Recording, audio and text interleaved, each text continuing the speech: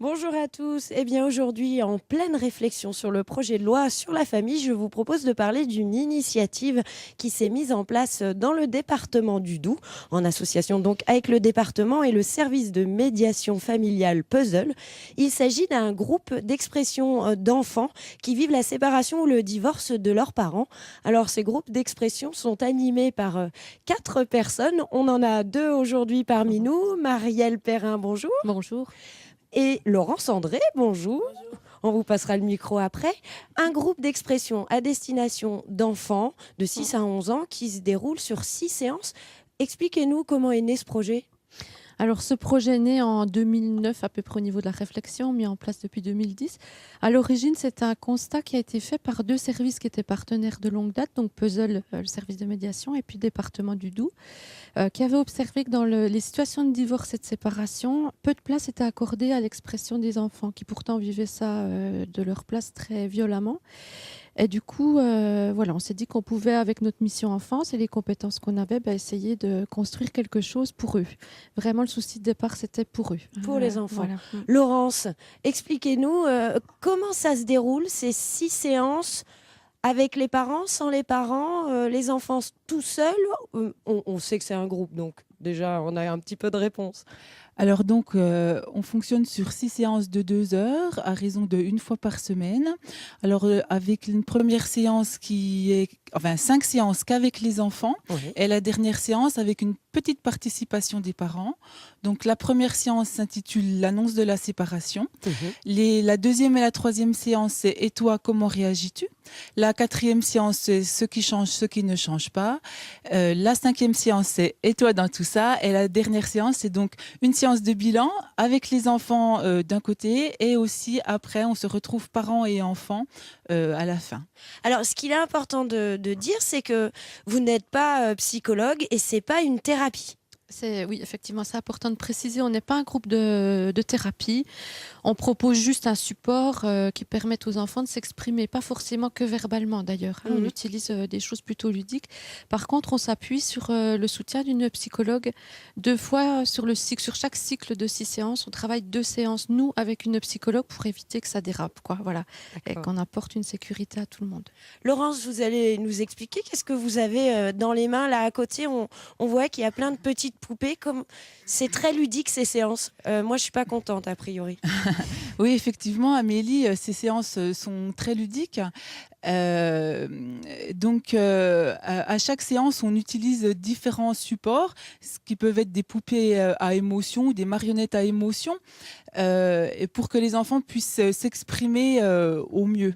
Parce que le verbal, c'est pas forcément facile quand on a 6 ans, 11 ans, de dire bah moi je suis triste ou ça se passe mal à la maison. C'est compliqué pour eux. Exactement. Des fois, les choses se font en non-verbal, donc soit avec des supports, soit avec le dessin, où les enfants aussi peuvent utiliser un panneau stop. Oui, le panneau stop. On le Voilà, montre. si à un moment donné, pour lui, c'est trop difficile de dire les choses, s'il ne peut pas. Donc à ce moment-là, eh ben, on respecte et l'enfant fait comme il le sent. Comment ça se passe, Marielle, au départ, les enfants, quand vous les rencontrez, la première séance, ils ont de l'appréhension, ils ont peut-être pas forcément envie de venir. Il faut les apprivoiser. Oui, je dirais comme toute rencontre, celle-là parmi d'autres. Donc, on essaye de créer un lien déjà entre les enfants, un minimum pour qu'il y ait de la confiance. Ce qu'on utilise et qui marche bien, en fait, c'est qu'à chaque séance, on fait un exercice de relaxation. C'est des petits jeux ludiques. On a fait la grenouille, comme vous avez pu voir tout à l'heure. Oui, comme voilà. nous avant le direct. Voilà. Donc ça permet de rire, de se détendre. Et puis, du coup, ça se passe très bien après pour eux. Puis, je pense que les enfants ont moins d'appréhension que les adultes, globalement, peut-être dans le contact ou dans l'expression entre eux. Quel est l'objectif de ces groupes à la fin des séances? Qu'est-ce que vous aimeriez ou qu'est-ce que vous devez avoir atteint? Alors, moi, je dirais que ce qu'on a atteint, c'est le fait qu'il y a un groupe qui fonctionne et que les enfants viennent. Dès l'instant où on a des enfants qui viennent, c'est qu'on a atteint un objectif. Et quand est-ce que vous avez réussi? Pour vous, quand est-ce qu'au bout de 6 séances, vous partez en disant mon groupe a fonctionné? Quand vous m'en parliez des enfants, qu'est-ce qu'il faut comment faut-il qu'ils se sentent à la fin de ces séances?